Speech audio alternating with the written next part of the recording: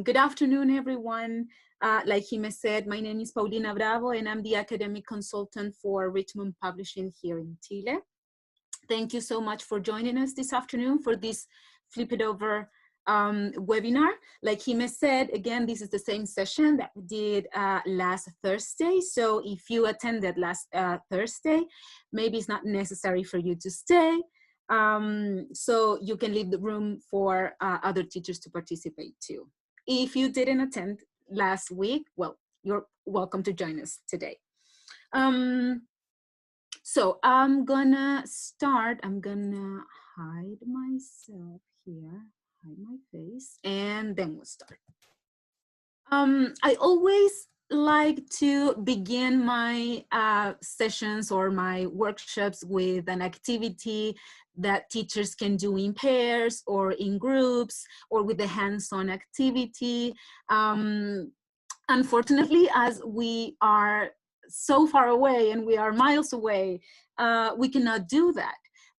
That's why I selected to start with this joke instead. So if you take a look at this joke and this picture here, you will see that there is a teacher that is literally upside down, right? And I'm sure that most of us, at least once, have felt the same way, right? Like we are literally upside down in our classrooms with our students. So this is just like to get into the mood, get into, you know, into the zone of what we're going to be discussing in this session. And although technology is doing a lot for us in these times, I still like to know who my audience is. So we are going to begin with a quick poll. You will see on your screens 3 questions with 3 alternatives each. You will have to read the questions and select the choice that you relate to the most, okay? There's no right or wrong answers. It's just to select the alternatives you relate to the most. So let me start with this one. Jime, you please let me know if you can see it. We can see it, yeah. You can see it? Fantastic, okay. So here we have the questions. How familiar is the flipped classroom methodology for you? You have to select the alternative you relate to the most. That is number 1. Yes, very familiar. I know something, but it's always good to keep knowledge up to date. Yeah, I am not very familiar with this approach. Number 2, if you can see number 3, you have to scroll down to see and to be able to read all the alternatives. Number 2, how willing are you to innovate? Very willing to do so. A little. Changes can be scary sometimes. Or I prefer working with traditional methods and approaches. And number 3, how do you feel today? I am happy and motivated, a bit tired, or the pandemic is driving me crazy. Be honest, and select the alternative you relate to the most. We will have 1 more minute, so everyone can have the chance to answer this poll, and then we will see, and I will share the results with you.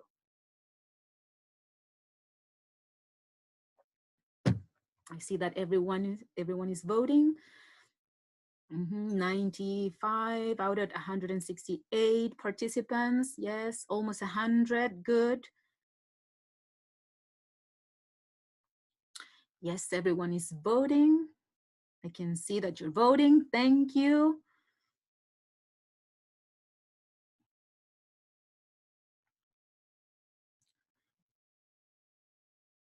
We will have a couple of more seconds.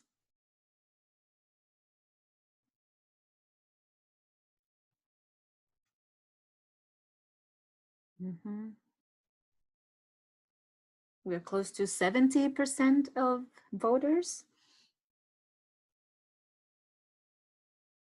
Okay. Okay. Yes. Let's see. And let me share with you the results. Okay, we're going to stop this and share the results. Let's see. So for question number 1, we have 54% of participants say that you know something, but it's always good to keep knowledge up to date. Of course, we always like to be up to date with everything that has to do with teaching and learning, right? Good, thank you for that. Number 2, how willing are you to innovate? 78%. Of course, you're very willing to innovate. Fantastic. Yes, a good answer. And number 3, how do you feel today? Most of you also feel happy and motivated. That's wonderful. That's wonderful to see and to read. Yes, fantastic. Thank you.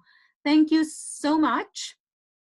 Okay, I'm gonna stop this now, stopping the results with you. And later on, we will have a second poll, okay? Good, then let's move on. So if we have to think of the main goals that I have for this session with you today are basically these 3. The idea is that we can learn a little bit about the flipped classroom model and its basis, that we can compare this model with the traditional model also, and finally, and I think most importantly, to highlight some tools for the for flipped classroom practices. So if we have to answer, like in very general terms, if we have to answer the question, what is the flipped classroom approach, or what is the flipped classroom method, we would have to say that it is this, in very simple words. It is a pedagogical model that is based on inverting the traditional structure of classroom instruction through the use of information and communication technologies. Okay, as simple as that. It's basically the essence of the flipped classroom approach or method is this, okay? It is inverting the traditional classroom instruction using these tools and resources that are called information and communication technologies. So basically what happens today in the traditional classroom model is that the teacher prepares and delivers instruction on different topics or concepts or subject areas to the whole class. What happens with the students is that students listen in a more passive way. They listen, they sit in class and take notes, especially if we're thinking about adults or young adults, right? That are used to taking notes in class.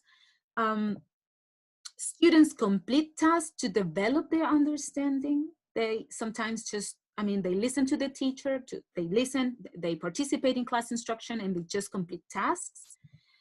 Homework is assigned mainly to consolidate understanding. Here in the traditional classroom instruction model, the teacher's role is basically to lead the lesson or just to pass on the knowledge. And the learning activities are predominantly offline, taken from textbooks or worksheets that teachers prepare beforehand with their students. So basically, this is what happens so far, or most of the time, in the traditional classroom model. What happens in the flipped classroom model is that the teacher prepares or selects the materials for students to access the instruction on different concepts or topics or subject areas, but outside the class, okay? What students do, instead of sitting in a passive way in the classroom, students watch online or digital videos also outside the classroom, sorry. Students do some exercises and some tasks as part of the homework in order to prepare themselves before the lessons.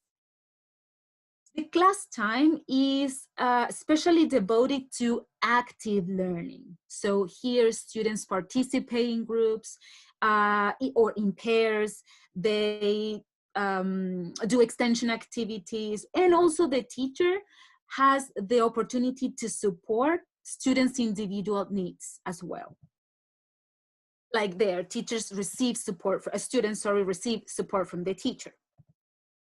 So the teacher's role is basically to be a facilitator. So teachers here facilitate learning and monitor students' activities and tasks in the classroom, in class time.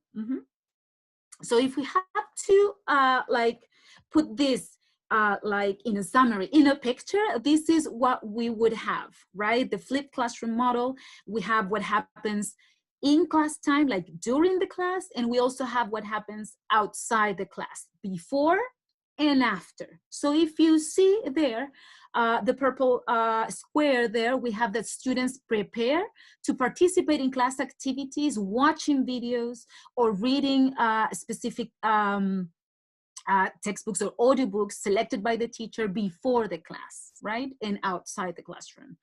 And what they do, what is expected from students to do in the class is that they can actively participate and practice applying the key concepts that they previously reviewed or what they previously read.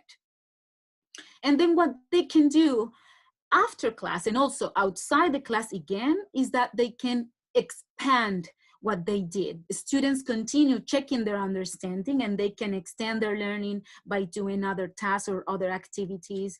They can also work together like in an interactive way, but also outside the class. They can participate with their classmates, with their peers. So this is like a summary put there in a picture. But I have to be fair, and I have to say that, this approach is not really that new, but it seems that with everything that is happening today, with everything that we are facing as a society and also as teachers, it seems that it has raised again, or more people are more interested in getting to know a little bit about the classroom, or how to approach it, or how to work with it. So we would have to go back in time a little bit and just to see where and when everything is started. Okay, so first of all, in 1998, by that time, this approach had already been used for a couple of years, especially in the disciplines related to the humanities. So Barbara Walworth and Virginia Johnson Anderson, both of them proposed a model in which students gain first exposure learning prior to the class. They were among the first who started to talk about this, so that students could focus on the processing part of learning, like synthesizing, analyzing, solving problems, etc. Right? So they could do that in class. So in order to ensure that students have the preparation that is necessary for a productive class time, they designed this assignment-based model in which students actually produce work, right? Like writing tasks or solving problems, like I said before, and they do that prior to class. So what happens is that students then in class receive the productive feedback throughout these activities that are like traditional activities that students do in class. Okay, so that is basically what happened back there in 1998. In 2000, then we have Late, Platt, and Triglia, they described a very similar approach, and they call it the inverted classroom. They also were among the first ones to start like putting a name to this approach. They call it the inverted classroom. And what they did was basically, because they were teaching at the university in an economics course, Introduction to Economics. So what they did, or what they started doing, was some kind of an experiment, basically, because they observed that the traditional lecture format was incompatible with their students' learning styles. Okay, so they wanted to make it more compatible, and in order to do so, they designed this inverted classroom, model in which they provided students with a variety of different tools, so students could gain this first exposure to the learning, but with different materials outside the classroom. For example, they started giving their students like textbooks reading, lecture videos, PowerPoint presentations, printable slides or worksheets, and etc. That happened in 2000. A year later, in 2001, yes, Eric Mazur and Catherine Crouch described a slightly modified form of the flipped classroom model, and they call it peer instruction. So like what the previous authors also did, Masur and Crouch described, or they came up with this peer instruction model that required that students gain first exposure, again, prior to class, but use different assignments, like quizzes, for example, in class, right? So they could come to class prepared and do that and answer these quizzes in class. So what they did is that class, here basically class time was structured around these mini lectures and answering like conceptual questions or like big questions. And the idea of those, or of answering those conceptual questions, was that, I mean, first of all the students were required, they had to answer all the questions, but they had to do it in groups or in pairs. So what happens is that students become also like instructors, and they start correcting each other, and they provide feedback to their classmates. So what happens if that students did not get to the correct answers, and teacher could identify that, they have to go back to the question again, correct each other, provide feedback, and come up with a new alternative, or try to answer the question correctly. That's why it is called peer instruction. And in 2012, Berman and Sams, actually they were also, as the authors already mentioned, they were actually the first one to flip their classrooms. They found out that because they were chemistry teachers, so they found out that their students really wanted them to answer the questions and help them when they didn't understand the course concepts or the subject area or some topics, because they identified that students did not require the same level of support when they were doing activities, when they were teaching, when they were in the instruction period of the lesson. So what they did is that they they moved this in-class delivery or in-class instruction that is often very teacher-centered. So they moved to having more discussion with the students, more analysis with their students. So both teacher and students, assume more responsibility with this model, or with this kind of flipped classroom. And it's also interesting that because they did a study, and their study described that students move at their own pace, right? So teachers have also more time for this one-to-one interaction, this one-to-one work with the students who need actually more support. Think of maybe sometimes the students who are athletes, for example, students who are absent most of the time in their classes, right? So with these kind of models, it's easier for them to catch up, right? Because they can access to the lessons, they can watch the videos and access all the other materials online and outside the classroom, right? So then they have this one-to-one time with the teacher to answer the doubts and the questions they have. So basically, students also become more responsible and also far more self-directed, definitely. So thinking about, if you are part of an institution, right? Sometimes, or some of you are in charge of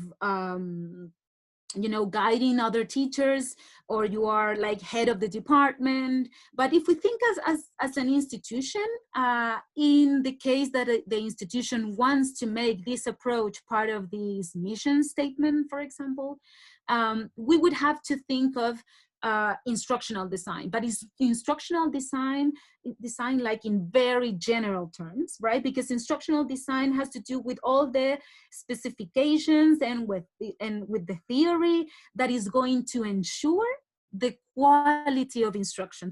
That's why it is called the instructional design, right? So it is a process in which you analyze the learning needs, the learning goals, and you come up with the system that is going to meet those goals and those needs. So basically there are several, accepted models, but the ADDIE model, the one that we have there at the beginning, is the most popular one, or this generic process that is traditionally used, traditionally used by all the instructional designers and also training developers. That's why it is the one that is most commonly used. And basically, ADDIE is the acronym for these 5 stages. We have the stage, those stages are the analyze stage, then we have design, development, implementation, and of course, evaluation. And all these together represent these guidelines, right? Or these guidelines that are very dynamic and also flexible. And these guidelines are basically for building effective training tools, right? Or performance tools as well. So if we were designing, right, like the flipped classroom approach for our students, for our classrooms or for our institutions, we will have to do something like this. First, we would have to analyze, right, an instructional problem, like what is happening with our students because they're not able to fulfill with all their learning outcomes. So there is a problem. You have to analyze that, what is happening there in the instruction. So what you do is that you establish goals, you identify students' prior knowledge and skills.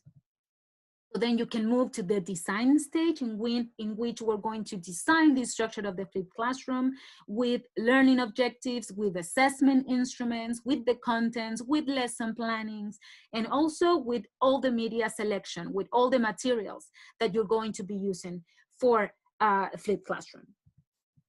Then we have the development stage, and in development stage is where you basically create and assemble, you put together all the content assets and you integrate technologies, right? So here is when you start like applying a filter of all those materials that you previously also selected, and you decide which are the ones that you are actually going to use with your students. Then in the implementation stage, what you do is you implement the flipped classroom model inside and outside the classroom, right? You have to prepare your students, you have to show them, right? Train them on how those tools work. And we as teachers, we have to make sure that all the resources are in place, that all the tools that we're going to use with them or that we're going to ask them to use and to work with are available and are working. And then in the last stage, in the evaluation stage, basically you have to evaluate not just students' performance, but you also have to evaluate if flipped classroom is working or not. And you have to provide opportunities for feedback. You have to receive also feedback from students and from your colleagues and from the institution, right? You have to analyze if everything is working so you can continue on that path, okay? And believe it or not, there are 7 different types of flipped classroom. Although I like to think of these 7 types, not just as 7 different types, but also like different goals of flipped classroom. So here we're going to see it. We're going to see all these types. The first one has to do with the standard inverted classroom, in which students are assigned the homework of like watching video lectures or reading materials that are going to be relevant for next day's class, okay? So that then in class, students can practice what they did outside the class and before the class. So that is like the traditional flipped classroom model. Then number 2, we have the discussion-oriented flipped classroom. In this one, teachers assign the lecture videos as well as any other materials or any other videos or audiobooks or readings related to the subject, like, I don't know, TED Talks, for example, or YouTube videos or other resources that you use. So class time is devoted to discussion and exploration of the subject. This model can be especially useful with subjects in which context is almost everything, like history, for example, or even English, right? Discussion-oriented model. The third one has to do with the demonstration-focused flipped classroom. And this works better with those subjects that require students to remember and to repeat activities like from the heart, like chemistry, for example, or physics, or math class, right? So it's really helpful in this case to have a video demonstration of what students have to do, so they can be able to rewind it or pause it or fast forward and rewatch it again, right? So basically this is it's going to work even better with this kind of subjects, like, right? The next one, number 4, is the faux flipped classroom model, like the faux, like an imitation, or like the fake flipped classroom model. And actually this model or this goal of flipped classroom is going to work perfectly with younger students, because younger students may not be prepared yet to do things outside the classroom, right? Like to watch videos or to read something on their own. So what happens with this goal or this type of flipped classroom approach is that actually the flipped classroom happens in the classroom, right? Because the students watch the lecture videos or the videos in class with the teacher. So that would give them the opportunity to review the materials at their own pace, but with the teacher there, able to move from student to student, offering individual support, and etc.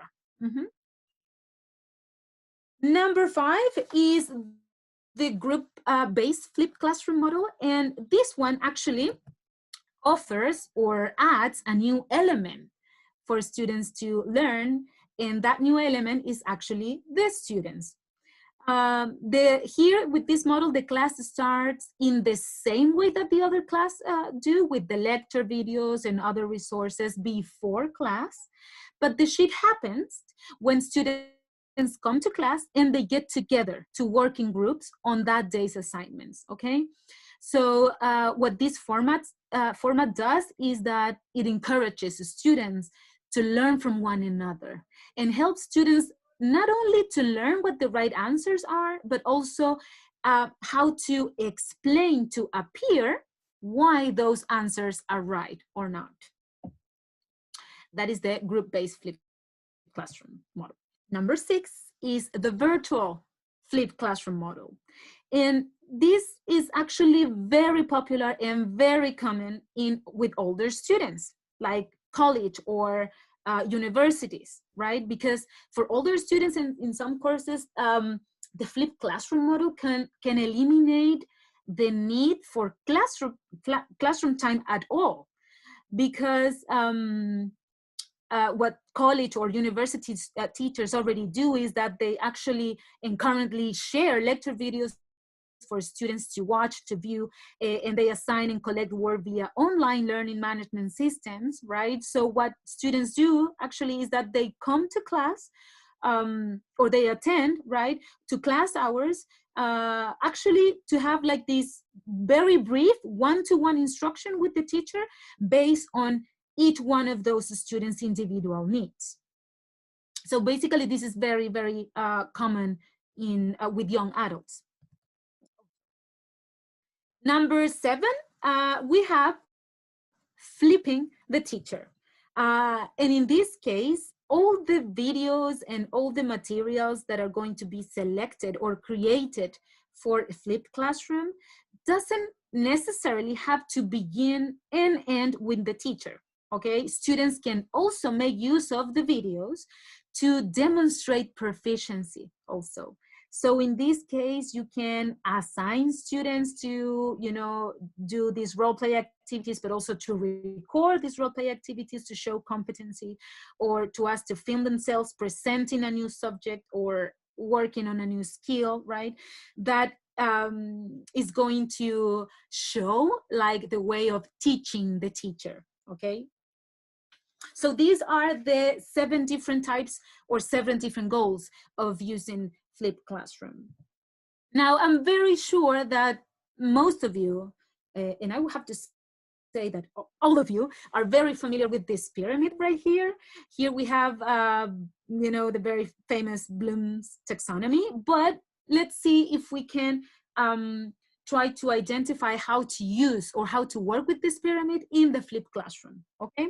Because I'm sure that most of us have heard, and we always try to make our students, apply and analyze and evaluate and create, right? The higher, or the upper levels of Bloom's taxonomy. We all want to achieve that from our students. And we know that in theory, but sometimes in practice, it gets a little bit complicated. And what happens is that, well, not always, but most of the time, we expect our students to complete some challenging tasks without our guidance and without our assistance. So basically, that is what sometimes the students do outside the class, or what we unconsciously require students to do, right? So yes, why is it that we do these like easy assignments, or the so-called easy assignments or activities or tasks that require from students just understand and remember in class, and we ask them to do the hard stuff at home without help? So let's think for a minute of what could happen if students don't finish the homework, or if they don't understand the concepts at home, or if they don't have someone there to help them to do these activities, right? So most of the time, this is what happens, right? I'm not saying that it's always like that we're doing everything wrong. No, it's not like that. But most of the time, this is what happens. So what we should try to accomplish with the flipped classroom model, and using also this taxonomy, is that we should allow students to access their lower levels, of Bloom's taxonomy, like understanding and remembering, on their own time, and provide them with opportunities to practice knowledge in very challenging and engaging tasks, more demanding, with their peers and with the teacher in class. Okay, so again, we would have to flip this pyramid in order to use it properly. And as the essence, right, the essence of flipped classroom has to do with technology, we also have Bloom's digital taxonomy that is all about using technology and all the digital tools that are going to facilitate students' learning. This kind of student engagement is defined by these power verbs that can be used for almost every lesson planning. And also, if you want to do like curriculum mapping, you can also use it, right? So you can use these verbs, which cover the span from the taxonomy, that go from lower order thinking skills to higher order thinking skills. Okay, so here we have these power verbs. I know that they're very tiny verbs like that, there. Probably you can see them all. So I selected just a couple of each category so you can have an idea of these digital verbs in Bloom's taxonomy. For example, for the first one, we have for remembering, for the remembering stage, networking or Googling. Then we have verbs like tweeting or tagging. Then we have verbs like computing or uploading, right, for the applying level there. Then we have for analyzing verbs like advertising or surveying. For the evaluating stage, we have verbs like commenting or posting. And finally, for creating, we have a lot of interesting verbs there, but some of them are like blogging, for example, or podcasting, or video blogging could be also, wiki building, filming, recording could also be some of the other very interesting verbs that we could use to prepare, lessons thinking about the use of technology. Okay, so we have talked about, or I have talked actually about general terms of the flipped classroom, but why, right? Why should we flip the classroom? Why should we use this approach?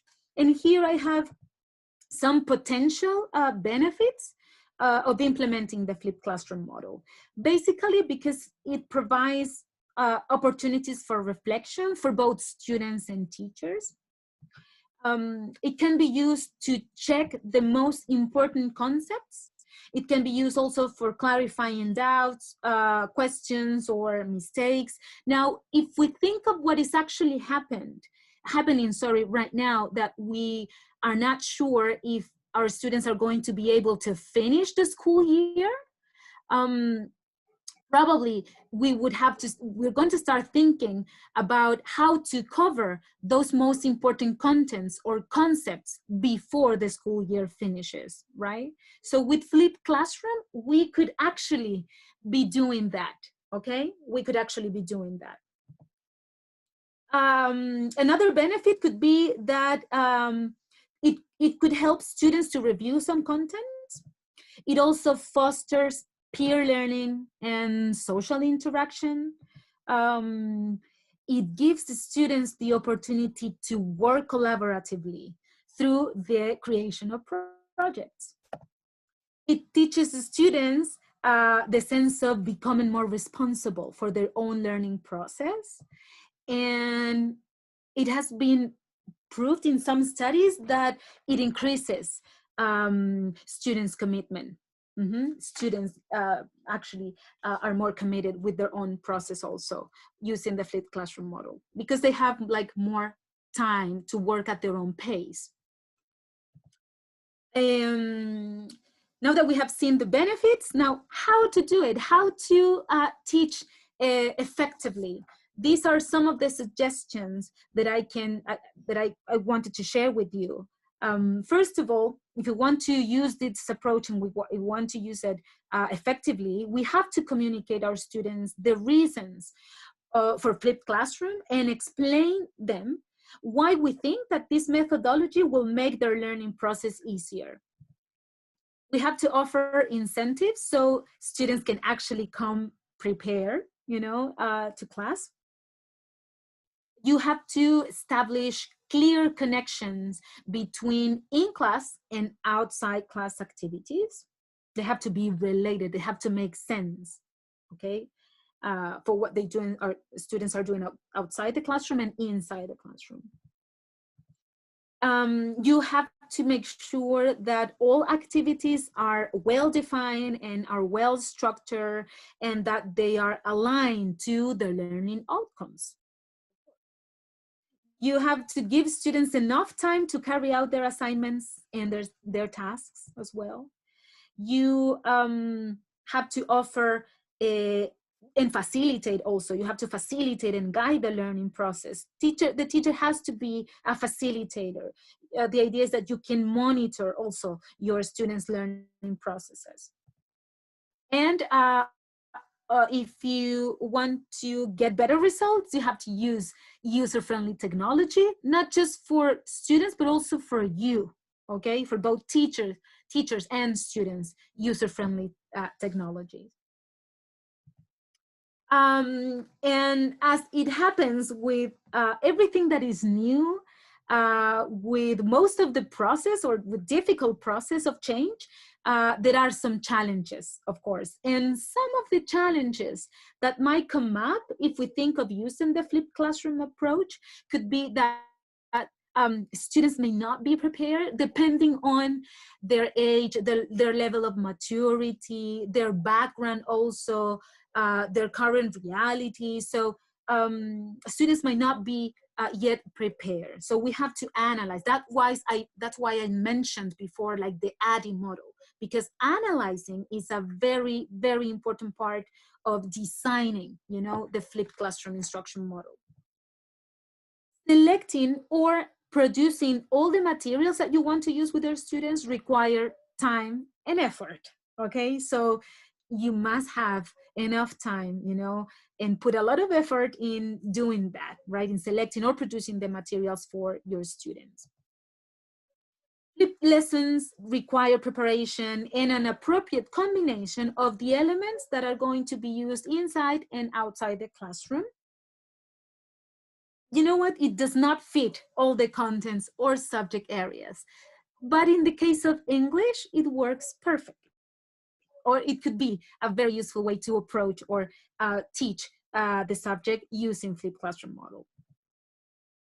Students may not understand the importance of the process like immediately, so you have to give them time, right? They have to also process, you know, this new approach or this new way of working. So you cannot expect, you know, results immediately. So give it time. If you want to go with it, if you want to go on that path of the flipped classroom, give them time, okay? And the equipment and access to videos or digital resources may be a problem, okay? The access to digital resources, that is also part of the analysis stage, like think of your students, think of the institution also. It's going to be harder if you don't have the technological resources in the school or outside the school, right? Outside the classroom, thinking in your, you know, your students' reality.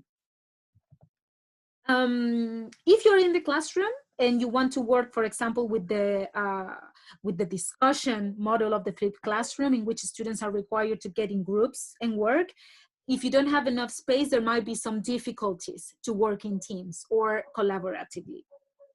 And as I said before, flipped classroom requires a deep change in the role of both students and teachers, or if you think, you know, bigger in the institution. So you have to be willing to change, okay? And before we move on, now it's time to go to our second poll, okay? So before we move on, you're going to see again, I'm going to share with you a second poll. And in this poll, let me just, okay. The question is, which of the, you will see a list of platforms or management systems, okay? And you have to look at them, read them, and if you're using one of those platforms or systems, select the ones that you're using for remote teaching, okay? You can select more than one. So here we have them. Jime, can you just say yes or no if you can see Oh, it? yes. Oh, yes, yes. Okay, fantastic. Thank you so much. So which of the following platforms or management systems are you currently using for remote teaching? So we have Google Classroom, Macmillan Education, the Richmond Learning Platform, Mayon, English Attack, My English Lab, the Cambridge Learning Management System, Oxford 3, Highlights Library, or if you're using another. So I'm gonna give you a couple of minutes or maybe just 1 minute so you can finish voting.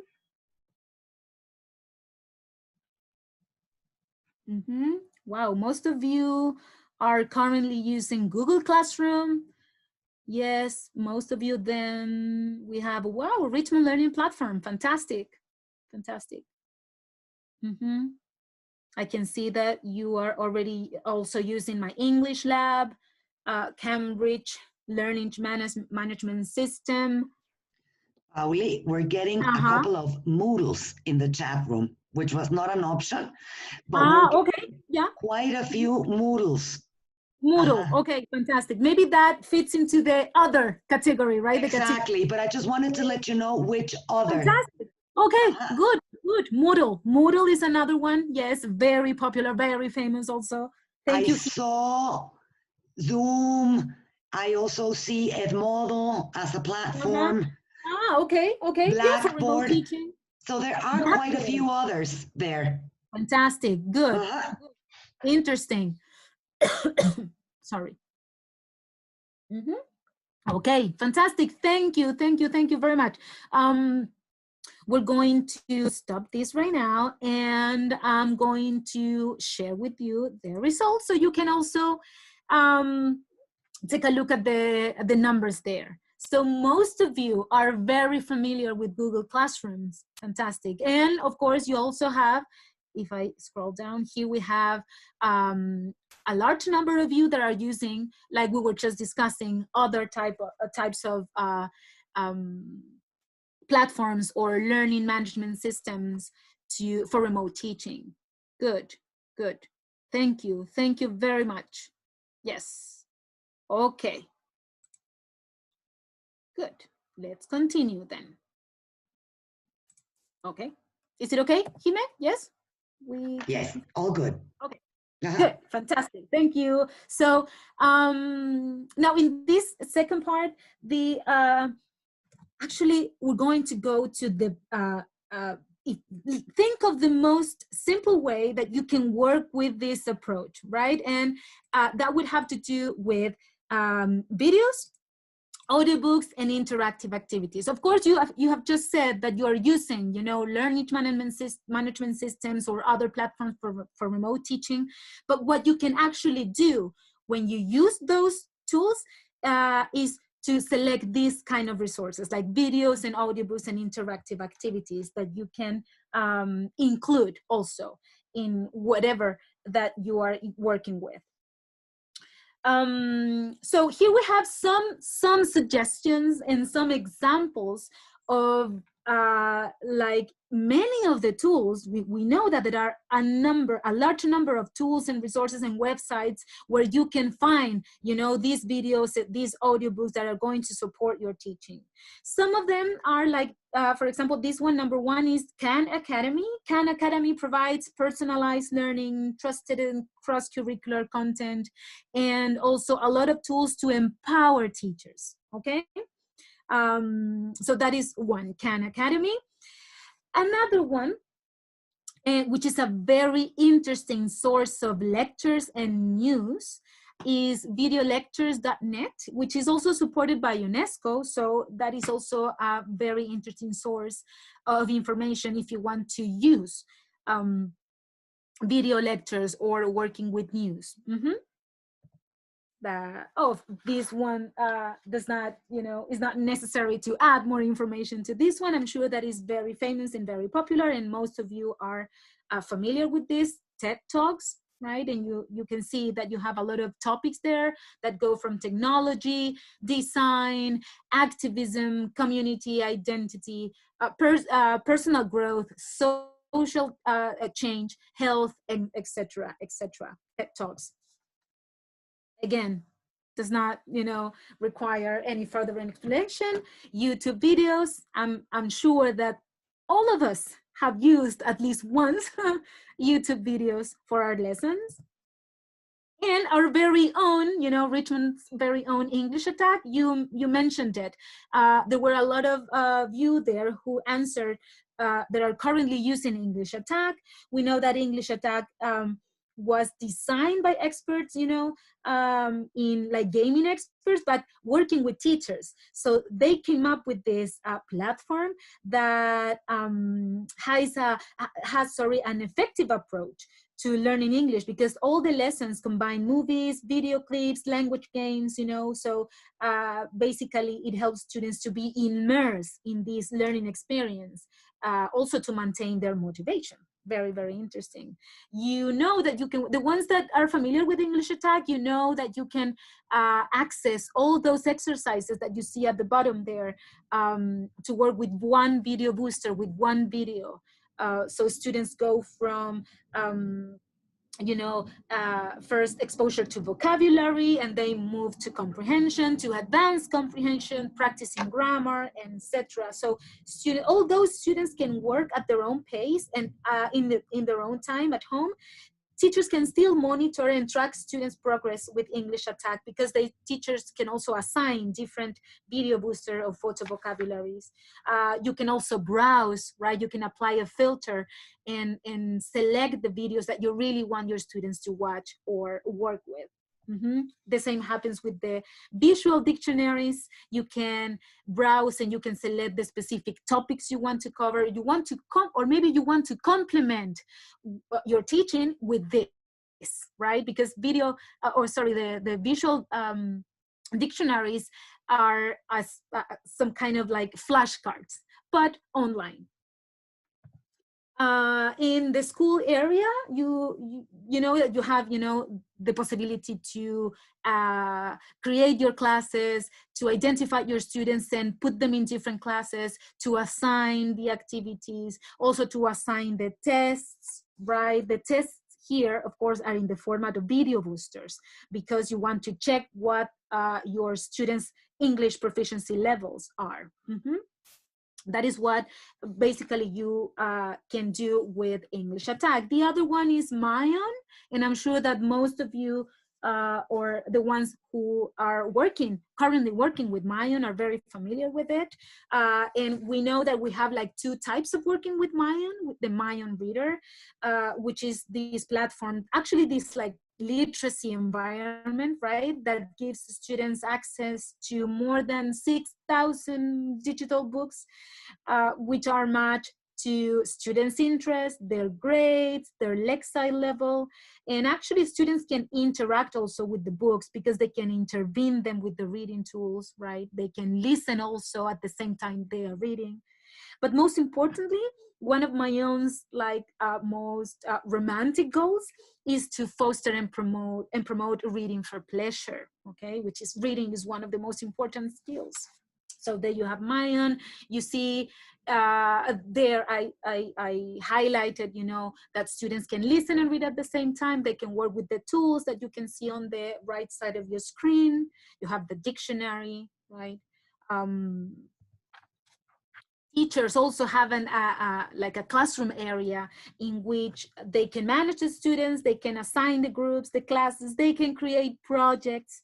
And of course, you can download a number of reports that are going to help you also with your work and with your job as a teacher, because it has full traceability, right? And the other option of working with Mayan has to do with Mayan News. Mayan News provide digital news and articles for students that can go from timely topics to current events, which incorporate multimedia, right? Like videos, slideshows, pictures, etc. And the topics cover different categories also that can go from space, science, fashion, arts, etc. And teachers, students can access each day's edition, right? This one's from last week, right? Which was Earth Day last week. Every day you can access 5 different articles. All the articles, or especially these ones, the 5 articles that are uploaded each day come with this teacher guide. So you have like there all the notes for you as a teacher with the recommended grade levels, the word count also, with all the answers for the quizzes that come at the end, also different templates. So it is also very interesting what you can do with Mayan News. Also, the same that happens with the books. With Mayan News, you have the opportunity to listen at the same time that you are reading the article in this case. And teachers can also create projects using the Mayan News. And there you have at the end like these 3 questions quizzes that you have at the end that actually measure like general comprehension of the article. And last but not least, we have our very own virtual learning environment, which is the Richmond Learning Platform that shares some of the characteristics or features of an LMS, but it's not a management system per se, okay? So also, again, the ones who are very familiar with the Richmond Learning Platform, I'm sure that you know that here you have access to all the class materials that are going to complement your lessons and your courses, and you find all the additional resources to use online, but also you have some resources you can download. You can assign regular interactive activities to consolidate the contents also. Not just as activities or interactive activities, teachers can also assign, you know, the assessments.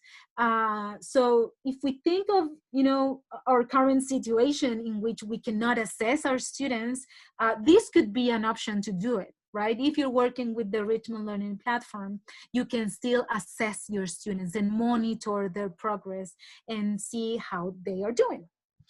The MAR book allows teachers to access, again, the same as Mayan, you have full traceability of your students' progress.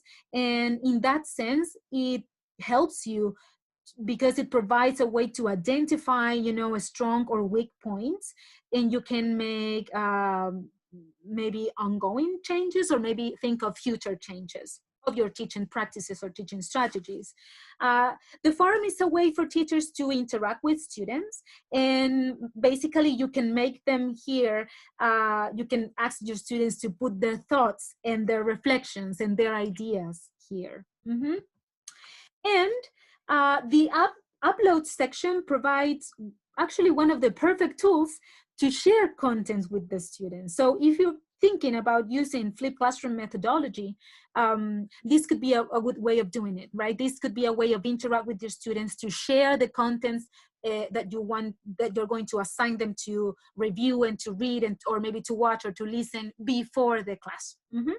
So that could be a way of using it, working with flipped classroom through the upload section. But finally, if you need a reliable, you know, source of information in terms of all the learning solutions or softwares or different websites and any other, you know, things available online that are going to help your remote teaching, you can visit this website. That's why I put the link there. If you want, you can take a picture or maybe a screenshot of this if you prefer, so you can have access to the link there. And you can visit, you know, it's supported by UNESCO, so it's reliable.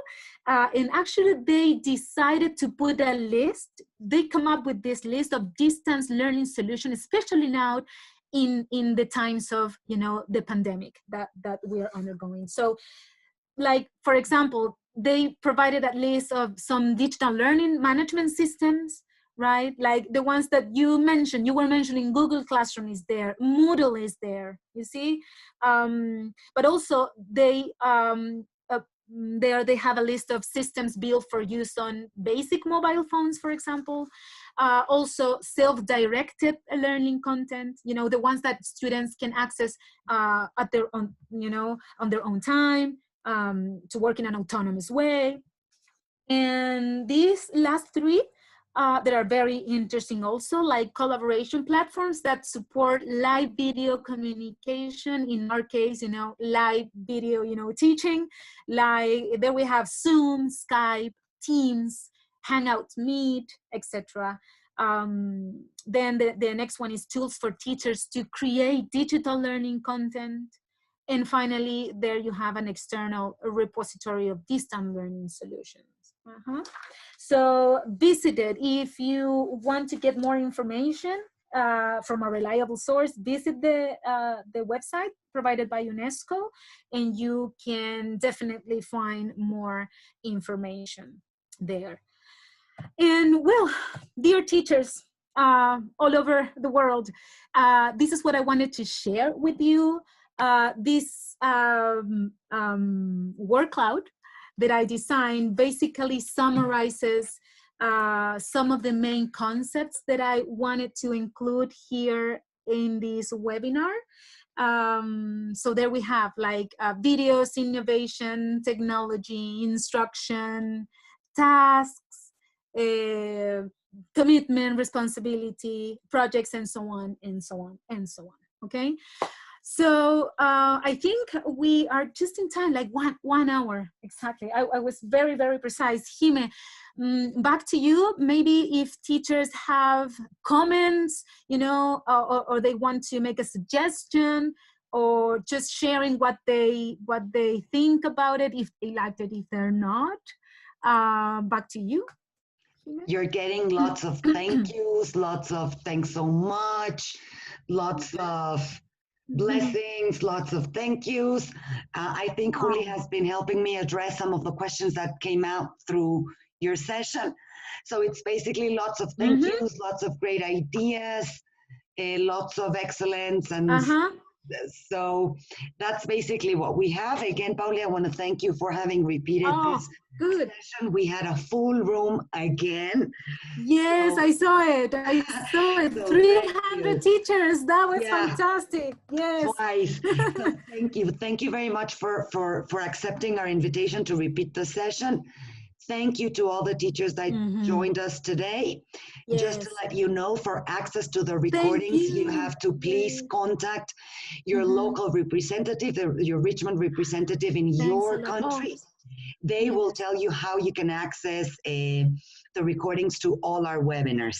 So lots of thank yous, Paulis, again. Yes, I'm reading some of the messages. Thank you so much. I'm reading that they really liked it. Thank you for repeating the webinar. So helpful. Thank you for participating. Wow, thank you. Oh, I love it. Wow. Thank you. Thank you so much for joining and for participating and for all those beautiful comments that I'm reading. Yes, thank you. Thank you so much. So, Pauli, once again, thank you. Juli, thank you. And teachers, thank you. And we'll see each other next time. Have a nice rest of the afternoon, everyone. Yes. Bye-bye. Bye. Thank you. Bye-bye. Bye.